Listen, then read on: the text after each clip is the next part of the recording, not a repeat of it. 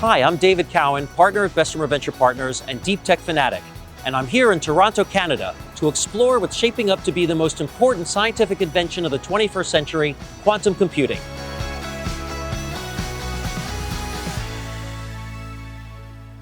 Quantum computing upends the fundamental principles of computer science.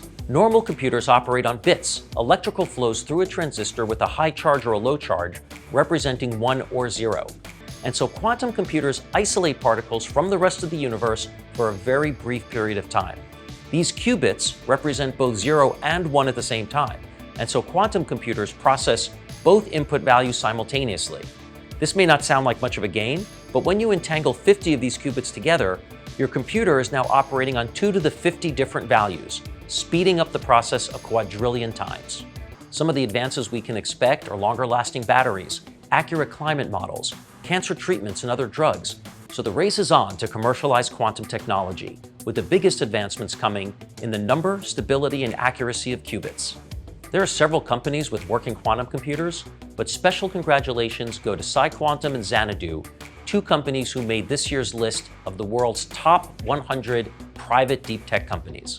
Today I'm going to talk with an XP 100 honoree, Christian Weedbrook, CEO and founder of Xanadu. Xanadu is a quantum computer company that isolates photons, or light particles. Let's find out what inspired Christian to found this company and why he thinks quantum computing will change the world.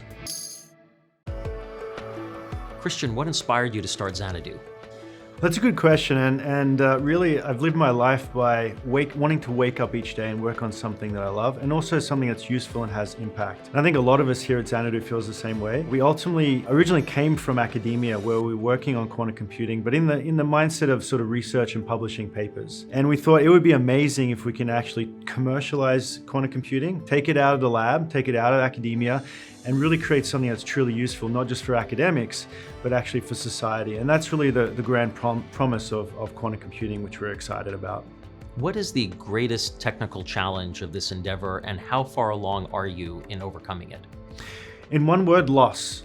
Now, loss affects us humans and it also affects technology. When we're talking over the internet, FaceTime or whatnot, it actually involves lasers underneath our cities and fiber optics. Now, light, even if it's not quantum, but say classical, meaning what we use today for the internet, you lose photons, you lose light. So it gets absorbed in the fiber or it gets reflected and so forth. That also happens on a computer where the chips are the size of our thumbnails. And so even off millimeters or centimeters, loss is a big killer. So basically what happens is you've got information encoded in light, and even if it travels a few centimeters, you'll lose some photons. So we need to protect against that. And broadly speaking, other companies are solving this like us using error correction and fault tolerance. So essentially you can embed more information to a smaller subset that allows you to actually protect against errors, and then hopefully build one of these quantum computers. So it's a very difficult challenge, but we have remedies for loss. Was there a moment in the years leading up to now that really stood out as a eureka moment, if you will, a time where you solved a problem that you'd been working on that gave you hope and inspiration that Xanadu's going to prevail here? From a scientific point of view, the eureka moment was very clear for us. Xanadu last year achieved quantum supremacy, or quantum computational advantage, as it's also known. It's only the 3rd time that's been demonstrated, first by a startup and first time in Canada. So the team was extremely proud on that. It actually started during COVID, so the hardware team was able to still achieve this during COVID, which is remarkable. And then the actual idea of actually achieving quantum supremacy is huge. So quantum supremacy is the point where, for a well-defined problem, we actually show that you can actually outperform a supercomputer, a classical computer, using a quantum computer. And to give you an idea of this, for us, it took, for this particular problem, less than a second, and it would have taken 9,000 years for a classical supercomputer to do that. So the team was thrilled. It was peer-reviewed in Nature, and it's the first time we put this on the Xanadu cloud, and it's the first time anywhere in the world that anyone with internet connection can actually play around with a device that now it's more powerful than a supercomputer. Congratulations. Thank you. That is awesome. The team is wonderful. As you think about the future, what will be the most important impact that quantum computers will have? For us at Xanadu, we truly believe in the area of the vertical of quantum chemistry. We believe that it will have one of the largest impacts in society, but also is the lowest hanging fruit in terms of, when you start building a fault-tolerant quantum computer. So for us specifically, we're focusing on next-generation battery development. It's a subset of material design and quantum chemistry. And we believe that, you can create using quantum computers in the future batteries that can actually, be 10 times safer, 10 times faster, and 10 times more charge and so forth. So that's a real focus for us.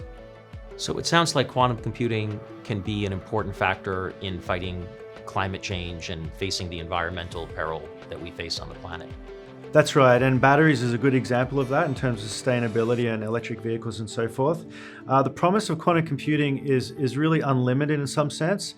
Having said that, it's unclear exactly where it'll help in a lot of cases, but there's a strong belief that it's important to build this new type of computer. And we always have this phrase that the world will always need faster computers. It's unlikely to sort of plateau out, and consumers will say, we don't want faster computers, and quantum computing is the next step in that. Christian, what's the most tangible way in which quantum computers will touch the lives of people 20 years from now? Drug discovery, that's another hope for quantum computing over the next coming decades as well. So drugs, instead of taking, at least for the computational initial stage, taking years to do, we can do it in a few minutes or a few weeks. And that's the promise that hopefully will touch everyone's lives in a few decades.